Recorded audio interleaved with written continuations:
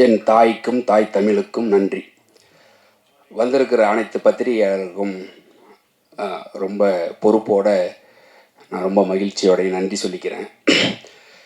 இந்த படம் ஆரம்பித்த கதைக்கு முன்னாடி உங்களோட பங்களிப்பை பற்றி பேசி முடிச்சிட்றேன். இந்த படம் என்னவா ரிசீவ் ஆகுங்கிறதுல நிறைய டவுட் இருந்துச்சு எனக்கு. ஏன்னா நல்ல கதை பண்ணணுங்கிறதுல தெளிவாக இருந்து பண்ணி முடிச்சிட்டோம். ஆனால் இது மக்கள்கிட்ட கொண்டு போய் சேர்க்குறதுல என்னவா நடக்கும்னு கொஞ்சம் குழப்பம் இருந்துச்சு எனக்கு பர்சனலாக. எனக்கு மற்றவங்களுக்கு இல்லை, எனக்கு இருந்துச்சு. அதை நான் எதிர்பார்த்ததை விட ரொம்ப சூப்பராகவே சேர்த்துருக்குறீங்க.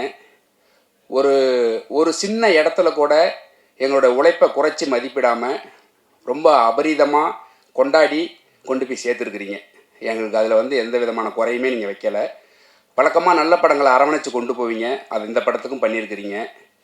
எங்களோட படத்தினுடைய இந்த ப்ரெஸ் மீட்டை இன்றைக்கி ஏன் பண்ணணும்னு ஆசைப்பட்டோம்னா, இந்த படத்தை இன்னும் கொஞ்சம் கொண்டு சேர்ப்பீங்கன்னு நாங்கள் நம்புகிறோம். ஏன்னா அடுத்த வாரத்தை டார்கெட் பண்ணி தான் நாங்கள் இன்னும் நிற்கிறோம். 2வது வாரம் இந்த படம் நிற்கிறதுங்கிறதே உங்களோட சப்போர்ட்னால தான். நீங்கள் இந்த படத்தை இன்னும் கொஞ்சம் கொண்டு போய் சேர்க்குறதுக்கு உதவுவீங்கன்னு நாங்கள் ரொம்ப பெருசாக நம்புகிறேன். அதே மாதிரி இந்த கதை உருவாகிறதுக்கு காரணம் ஒரு கோபம்னு சொல்லலாம், இல்லை ஒரு ஆதங்கம்னு சொல்லலாம்.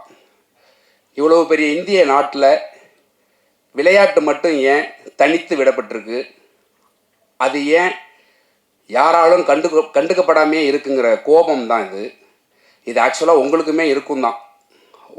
நீங்கள் சில இடங்களில் கட்டுப்படுத்தப்படுவீங்க, அது இல்லைன்னா நீங்களும் இதை பேசியிருப்பீங்க தான். அப்படி உருவானது தான் இந்த கதை.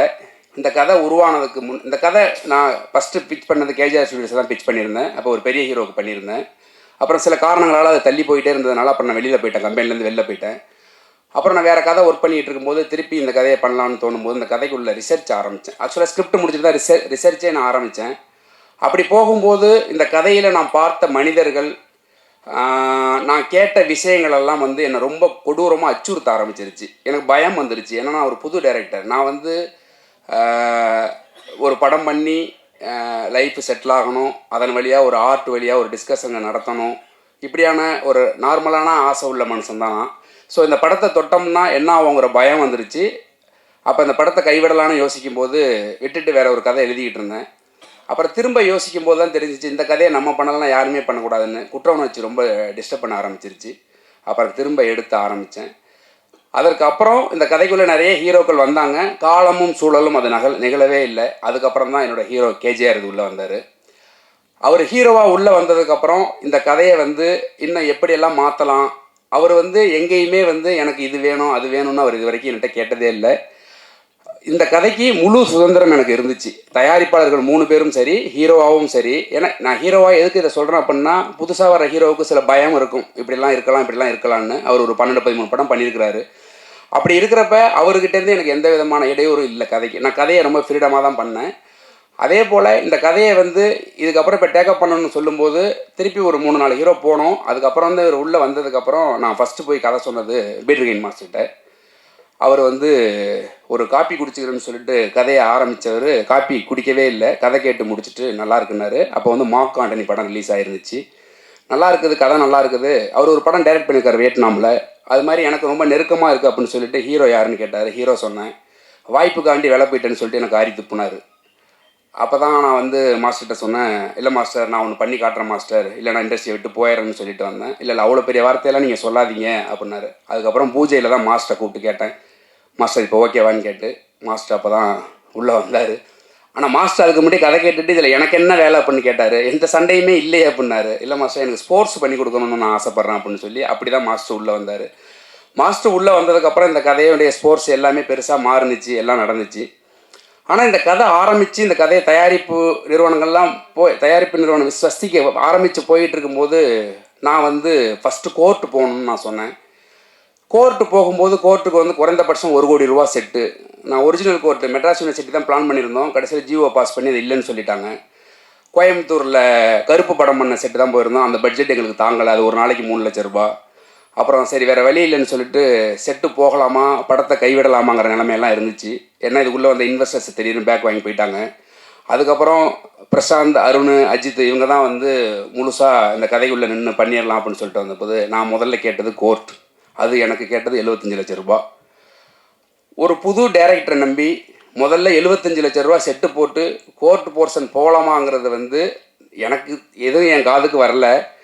நான் கோர்ட்டு தான் வேணும்னு சொல்லி கோர்ட் ஷூட்டெல்லாம் முடிச்சுட்டு ஏரியாவில் ஷூட் பண்ணிகிட்டு இருக்கும்போது எனக்கு வந்து ஹீரோ ஃபோன் பண்ணார். நீங்கள் கோர்ட்டு கேட்டப்போ வந்து நான் உள்பட நிறைய பேருக்கு உங்கள் மேலே கோபம் இருந்துச்சு. என்ன ஒரு புது டைரக்டர் வந்து எடுத்தோடனே கோர்ட் வேணும்னு கேட்குறாரு, அது 75 லட்ச ரூபா கேட்குறாரு, இது எப்படி சாத்தியம் அப்படின்னு நிறைய கோபம் இருந்துச்சு, நிறைய பேருக்கு இருந்துச்சு அப்படின்னாரு. அது அப்போ சொன்னார், ஆனால் நீங்கள் விடாப்பிடியாக இருந்து அந்த கோர்ட் வாங்கி நீங்கள் ஒன்று பண்ணிவிட்டு இப்போ ஒன்று பண்ணுறது வந்து நீங்கள் என்ன நினச்சி பண்ணீங்களோ அது ஒர்க் அவுட் ஆகிருக்கு அப்படின்னாரு. எனக்கு என்னென்னா பயம், எனக்கு வந்து நான் என் ஹீரோவை வந்து நான் ப்ரெசென்ட் பண்ணுறதை வந்து ஒருத்தங்க கூட ரிஜெக்ட் பண்ணக்கூடாதுன்னு ரொம்ப தெளிவாக இருந்தேன். அவர் தயாரிப்பார், அதெல்லாம் எனக்கு தேவையில்லாத விஷயம். என்னோடய ஹீரோ, என் கதைக்குள்ளே இருக்கிற கதையினுடைய மாந்தன் நான் கொண்டாந்து மக்கள் முன்னாடி வைக்கும்போது அந்த ஹீரோவை யாருமே ரிஜெக்ட் பண்ணக்கூடாதுன்னு ரொம்ப தெளிவாக இருந்தேன். அப்படி இருக்கிறப்ப கேஜேஆருக்கு வந்து இது முதல் படம், அவருக்கு நடிப்பு எந்த அளவுக்கு இருக்குங்கிறதுல எனக்கு ஒரு சின்ன டவுட் இருக்கிறதுனால கதைப்படி 2வது பாகத்தில் வர கோர்ட்டை நான் முதல்ல ஷூட் பண்ணேன். சில நடுக்கம் தயக்கம் எல்லாத்தையும் நான் கோர்ட்டில் யூஸ் பண்ணேன். ஏன்னா கதைப்படி அவன் கோர்ட்டுக்கு போகும்போது பயப்படணும், நடுங்கணும். ஆனால் அதை ஷூட் பண்ணி அவரை எக்ஸ்பீரியன்ஸாக மாற்றி ஃபஸ்ட் ஹாஃபை செகண்டாகவும் செகண்ட் ஹாஃபை ஃபஸ்ட்டாகவும் நான் ஷூட் பண்ணேன். அதனுடைய அவுட்புட்டை இன்றைக்கி அவர் அனுபவிக்கிறார். அந்த அன்னைக்கு எனக்கு ஃபோன் பண்ணி சொன்னார், நான் அன்றைக்கி ஒரு வார்த்தை ஒன்று சொன்னேன், அந்த ரெக்கார்டிங்கோட நான் வச்சுருக்கிறேன், நான் இன்றைக்கி தான் டேரக்டராக நான் ஃபீல் பண்ணுறேன் அப்படின்னு சொல்லிட்டு நான் சொன்னேன். உங்களுக்கு ஞாபகம் இருக்கும்னு நினைக்கிறேன். அந்த மாதிரி இந்த கதையில் நிறைய சம்பவங்கள் நடந்திருக்குது. ஏன் இதை நான் குறிப்பிட்டு சொல்கிறேன் அப்படின்னா, அப்படி சின்ன சின்னதாக பார்த்து பண்ணி தான் இந்த படத்தை வந்து நாங்கள் ரொம்ப பொறுப்போடு தான் இந்த படத்தை கொண்டாந்து விட்டுருக்குறோம். அதே மாதிரி இந்த படத்துக்குள்ளே வந்த இன்வெஸ்டர்ஸ் பேக் வாங்கினதுக்கு அப்புறம் இவங்க 3 பேரும் அந்த படத்தை எங்கே போய் என்ன பண்ணாங்க, எதை விற்றாங்க, என்ன பண்ணாங்கன்னு தெரியாமல் தான் அந்த படத்தை நடத்தி முடிச்சிருக்கிறோம். இப்போ இந்த படம் வந்து உங்கள் முன்னாடி நாங்கள் கொடுத்துருக்குறோம். அதை நீங்கள் வந்து நாங்கள் எந்த அளவுக்கு பொறுப்போடு பண்ணமோ அதே பொறுப்போடு தான் நீங்கள் அணுகிருக்கிறீங்க. எனக்கு அதில் வந்து ரொம்ப சந்தோஷம் எனக்கு. அதே மாதிரி இந்த படத்துக்குள்ளே first Jibran sir, technician wise இப்போ பேசுகிறேன். ஜிப்ரன் சார் உள்ளே வந்தது வந்து எனக்கு ப்ரொடக்ஷனில் கொடுத்த மியூசிக் டைரக்டர், வேறு மியூசிக் டைரக்டரு. எனக்கு ஹைதராபாத் கதை சொல்ல போகணும், என் மூஞ்சி சரியில்லை, என்னை கூப்பிட்டு கேட்டாங்க ஏன் மோரை தொங்குதுன்னு. இல்லை நான் ஜிப்ரன் சார் பார்க்கணும் அப்படின்னேன். அப்புறம் உடனே போங்க அப்படின்னாங்க. நான் ஜிப்ரன் சாரை போய் பார்த்தேன். எனக்கு கதை சொல்ல வராது, 10 நிமிஷத்துக்கு மேலே எனக்கு கை காலெலாம் உதற ஆரம்பிச்சிடும், கதை சொல்ல வராது. நான் 10 நிமிஷம் கதை சொன்னேன். கதை சொல்லி முடித்தோடனே அவர் ஒன்று சொன்னார், நீங்கள் கதை பண்ணியிருக்கிற லேண்ட்ஸ்கேப்பில் நான் 2 வருஷம் ஒர்க் பண்ணியிருக்கிறேன் என்ஜிஓவில் அப்படின்னாரு. என்னோடய வேலை எல்லாமே அங்கே முடிஞ்சிருச்சு.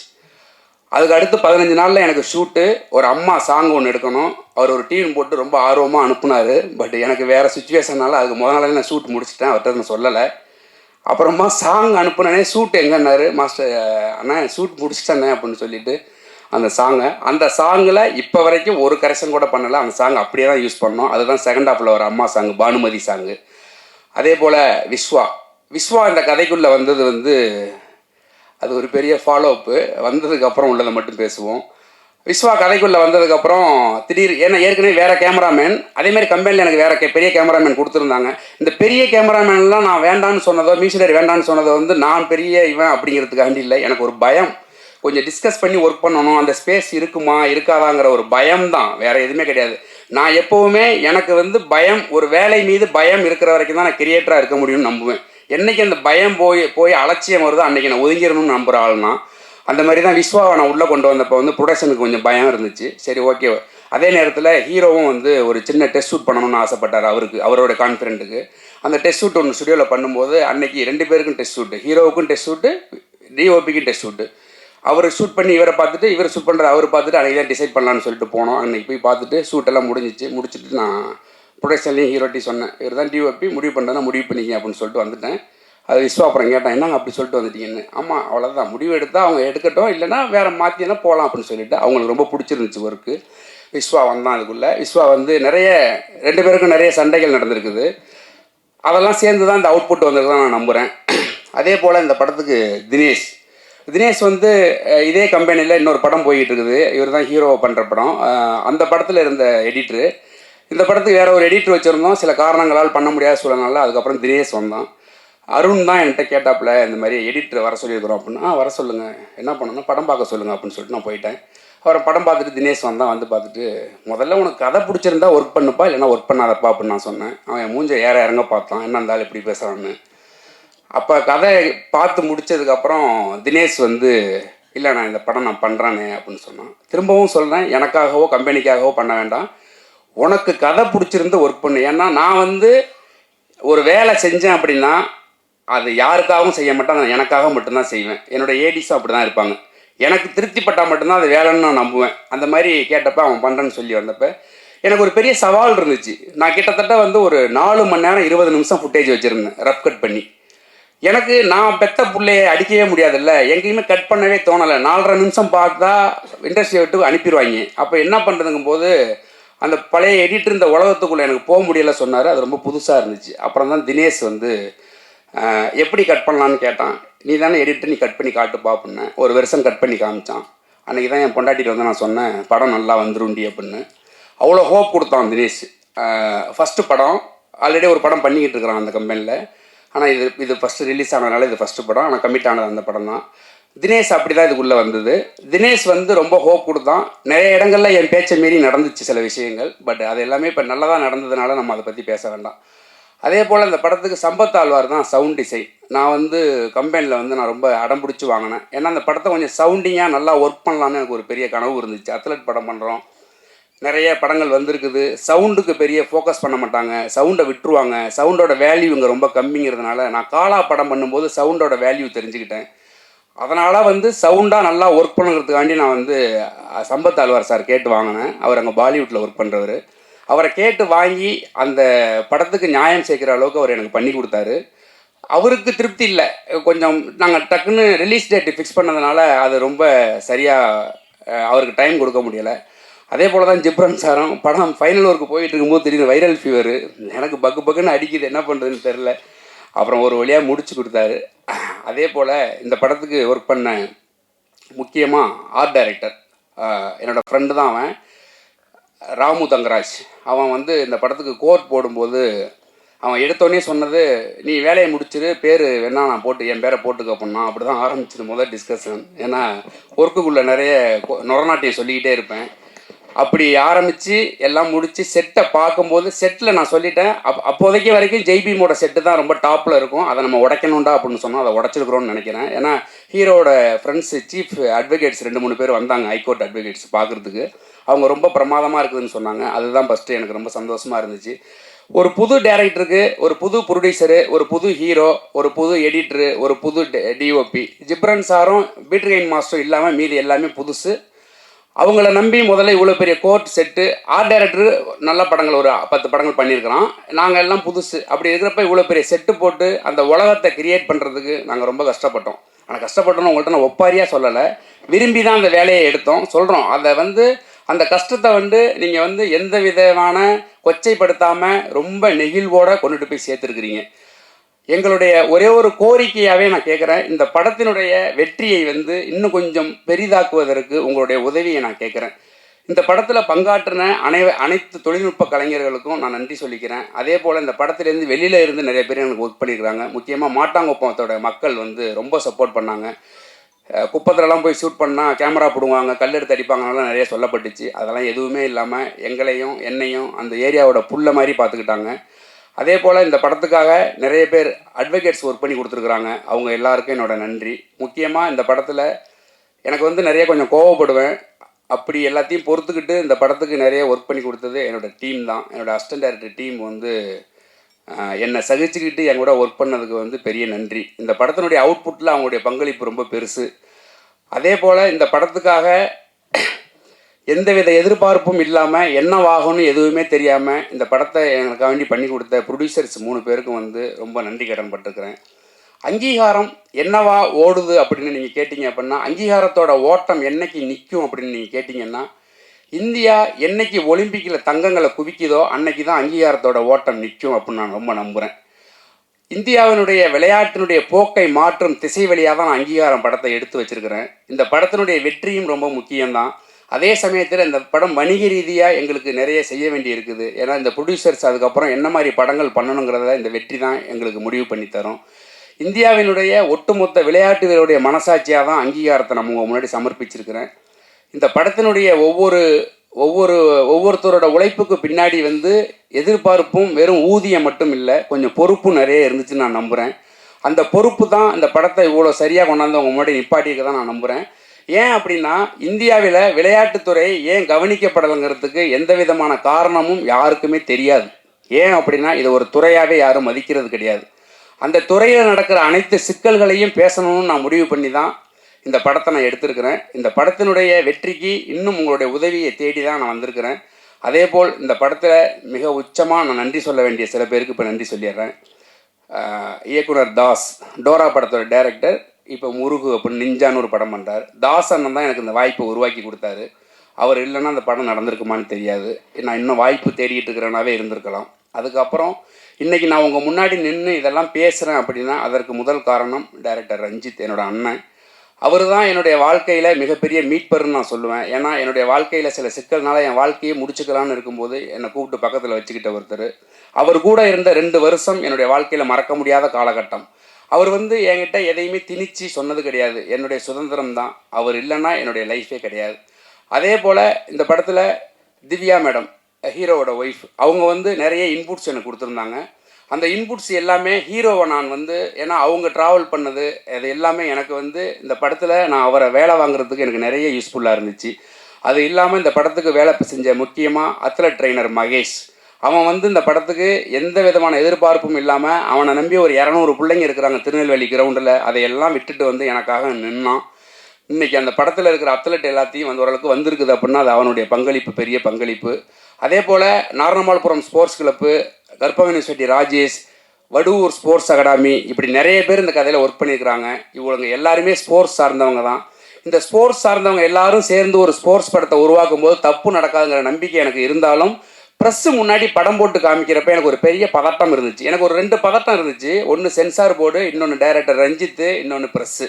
அந்த ப்ரெஸ்ஸு இதே தேட்டரில் தான் நம்ம படம் பார்த்தோம். நான் எனக்கு படக்குன்னு அடிச்சுக்கிட்டு இருந்துச்சு. யுவராஜ் அண்ணன் வேறு கொஞ்சம் நேரம் மொபைல் பார்த்தாரு. அப்புறம் படம் பார்க்க ஆரம்பித்தார். நான் யுவராஜ் அண்ணனை மட்டும்தான் பார்த்துக்கிட்டு இருந்தேன். அவர் படம் பார்க்க ஆரம்பித்ததுக்கப்புறம் ஓகே ரைட் அப்படின்னா அதுக்கப்புறம் அந்த படத்தில் எனக்கு ப்ரெஸ்ஸு அவ்வளோ சூப்பராக என்னை ரிசீவ் பண்ணது எனக்கு ரொம்ப முக்கியமாக நான் ரொம்ப பெருமைப்பட்ட தருணம். எனக்கு 3 விஷயமே நல்லாவே நடந்துச்சு. சென்சார் போர்டுலேயும் என்னை ரொம்ப அப்ரிஷியேட் பண்ணாங்க. ப்ரெஸ்ஸு நீங்களும் அப்ரிஷியேட் பண்ணீங்க. மக்களும் நல்லா கொண்டாடி இருக்கிறாங்க. என்னோடய வாத்தியாரும் ரொம்ப நெகிழ்வாக இருந்தார். இதையெல்லாம் சேர்த்து இந்த படத்தை வணிக ரீதியாக மாற்றுறதுக்கான வேலையில் தான் நாங்கள் இப்போ இறங்கியிருக்கிறோம். ஏன்னா இந்த படம் வணிக ரீதியாக ஜெயிச்சே ஆகணும். ஏன்னா வணிக ரீதியான வெற்றி மட்டும்தான் திரும்ப என்ன போல் இருக்கிற ஒரு இயக்குனரை வெளில கொண்டு வரும். இல்லைன்னா திரும்ப இந்த கதைகள் திரும்ப நான் நல்ல சினிமா கெட்ட சினிமான்னு நான் பிரித்து பேச விரும்பலை. எல்லாத்துக்கும் ஒரே உழைப்பு தான். சிந்தனை ரீதியான வேறுபாடு தான் இங்கே இருக்க ஒழிஞ்சு எல்லாமே ஒரே சினிமா தான். எல்லாத்துக்கும் ஒரே உழைப்பு தான். இந்த சினிமாவை கொண்டுட்டு போய் சேர்க்கறதுக்கு பின்னாடி இருக்கிற எவ்வளோ வழி இருக்குதுன்னு உங்களுக்கு தெரியும். பல படங்களுடைய ப்ரொமோஷனுக்காக பெருசாக பேசப்பட்டவர் கேஜேஆர். அவர் ஹீரோவாக நடித்த படத்தில் நாங்கள் எங்களால் முடிஞ்ச எங்கள் சக்திக்கு உட்பட்ட எல்லாத்தையும் பண்ணிக்கிட்டு தான் இருக்கிறோம். இன்னும் நீங்கள் உங்களுடைய ஒத்துழைப்போடு இதை கொண்டு போய் சேர்த்து இந்த படத்தை வணிக ரீதியாக மாற்றினீங்கன்னா ஸ்வஸ்திக் விஷன்லேருந்து அடுத்து கேட்டுருக்கிற லைனப் எல்லாமே ப்ராஜெக்டாக மாறும். உங்களுடைய பொன்னான நேரத்தை எனக்கு கொடுத்ததுக்கு ரொம்ப நன்றி. ஏதாவது விடுபட்டு இருந்துச்சுன்னா நான் அவங்கள மன்னிச்சுக்கோங்க. இந்த படத்தை நாளை முதல் தமிழ்நாடு ஃபுல்லாக தேட்டர் விசிட் போகிறோம் டீம் ஃபுல்லாகவே. இந்த படத்தை கல்லூரிகள்லேருந்து நிறைய நல்ல ரெஸ்பான்ஸு, மக்கள்கிட்டேருந்து நல்ல ரெஸ்பான்ஸு, அது எல்லாமே நீங்கள் கொண்டு போய் சேர்த்தது தான். அதனால் திரும்ப உங்கள்கிட்ட நான் கெஞ்சி கேட்டுக்கிறேன். இன்னும் கொஞ்சம் இந்த படத்தை கொண்டு சேர்க்கறதுக்கு உங்களால் முடிஞ்ச உதவிகளை செய்யுங்க. நான் உங்களை சேர்க்கலைன்னு சொல்லவே இல்லை, இன்னும் கொஞ்சம் சேர்த்து உதவுங்கன்னு தான் சொல்கிறேன். வந்திருந்த அனைவருக்கும் என்னோட நன்றி.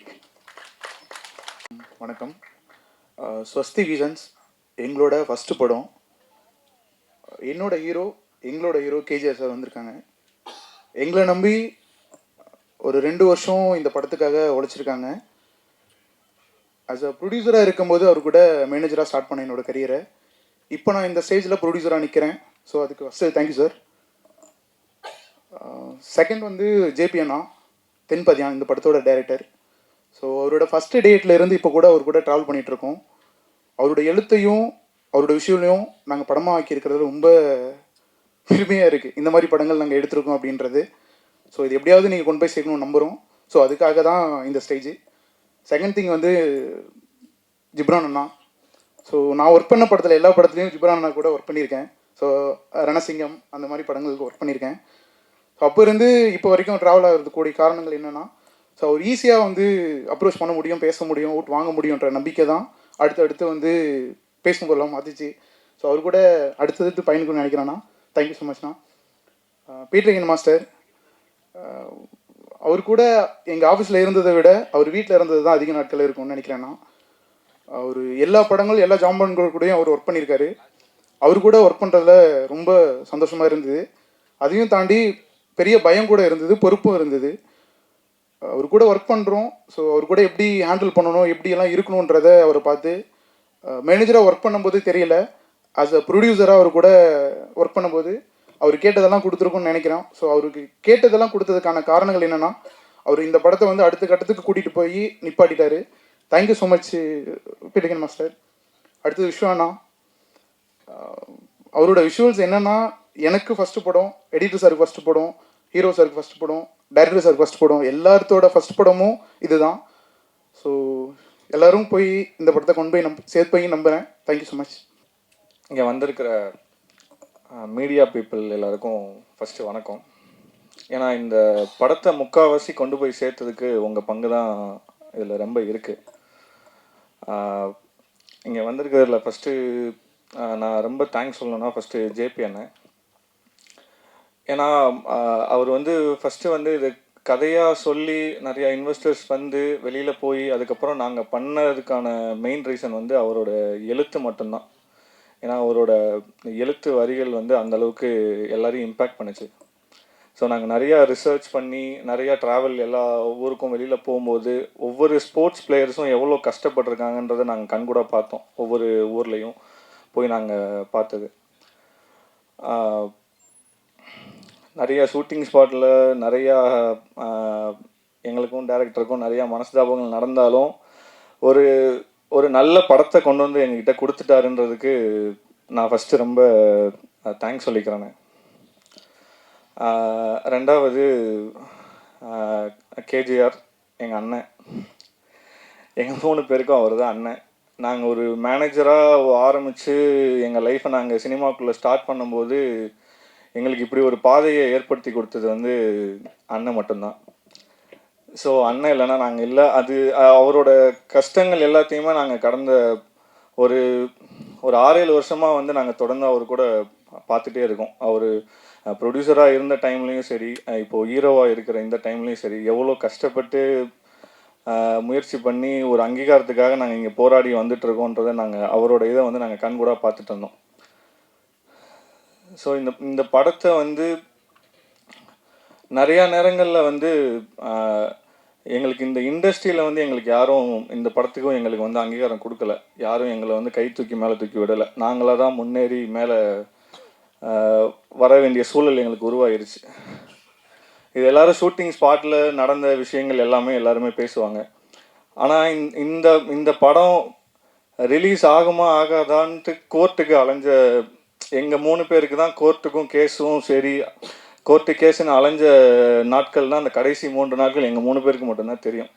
அந்த அளவுக்கு இந்த படத்தை வந்து எவ்வளவோ முடக்கிறதுக்கு முயற்சி பண்ணாங்க. அதை மீறியும் நாங்கள் வெளியில் வந்திருக்கோம்.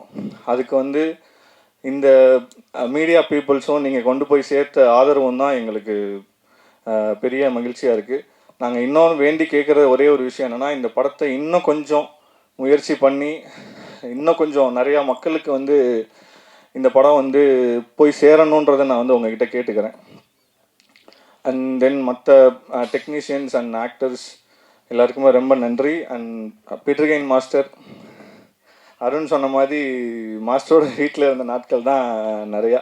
ஏன்னா அவர் வந்து எங்களுக்கு வந்து ஒரு வெல்விஷர் மாதிரி எங்களை நிறையா கைட் பண்ணி கூப்பிட்டு போகிற பீட்டர்கெயின் மாஸ்டர். தேங்க்ஸ் மாஸ்டர் நீங்கள் உள்ளே வந்ததுக்கு. தென் Ghibran sir.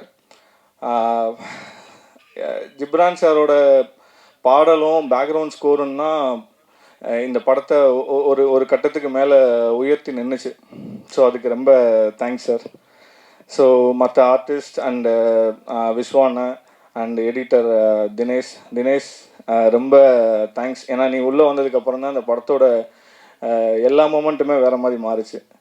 So thank you so much. மறுபடியும் கேட்டுக்கிறேன், இந்த படத்தை இன்னும் கொஞ்சம் முயற்சி பண்ணி ஒரு மக்கள்கிட்ட கொண்டு போய் சேர்க்கறதுக்கு இன்னும் கொஞ்சம் முயற்சி பண்ணிங்கன்னா ரொம்ப சந்தோஷமாக இருக்கும். அடுத்தடுத்து மேலே நாங்களும் படம் பண்ணுறதுக்கு முயற்சி பண்ணுவோம். Thank you so much.